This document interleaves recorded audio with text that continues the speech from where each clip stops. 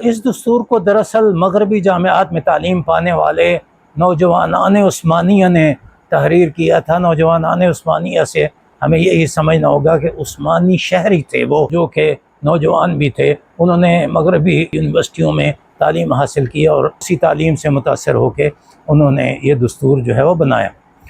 پھر یہ دستور نافذ کرتے ہوئے سلطان نے ساتھ اپنا کورنگ فرمان بھی لگایا۔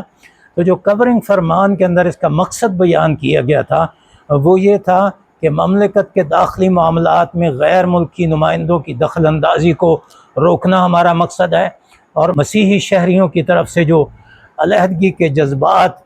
سامنے آ رہے ہیں ان کو کم کیا جائے، اور یہ ثابت کیا جا سکے کہ ہم اصلاح کر کے خود اپنی سلطنت کو چلا سکتے ہیں۔ اچھا، اس دستور کا مرکزی نقطہ یہ تھا کہ استبدادی فردی حکومت یا چند افراد پر مشتمل جو حکومت ہے اس سے جو مفاسد پیدا ہو رہے ہیں اس کو ختم کیا جائے، اور ملک کے اندر جتنی مختلف اقوام، یورپ کی مختلف اقوام اور بہت سے مذہبی طبقات جو ہیں وہ خلافت عثمانیہ کا حصہ تھے، ان سب کو امن و امان سے فائدہ اٹھانے کا پورا موقع دیا جائے۔ یہ اس کا مقصد بیان کیا گیا، اور اس کے اجراء کے لیے خلیفہ نے ٹھیٹ اسلامی تعبیرات استعمال کیں، اور انہوں نے کہا کہ اس دستور کو اللہ تعالیٰ کی مدد اور رسول اللہ صلی اللہ علیہ وسلم کی روحانیت کی مدد پر اعتماد کرتے ہوئے جاری کرنے کا حکم دیا جاتا ہے۔ تو اس کورنگ لیٹر کے ذریعے جو ہے وہ دستور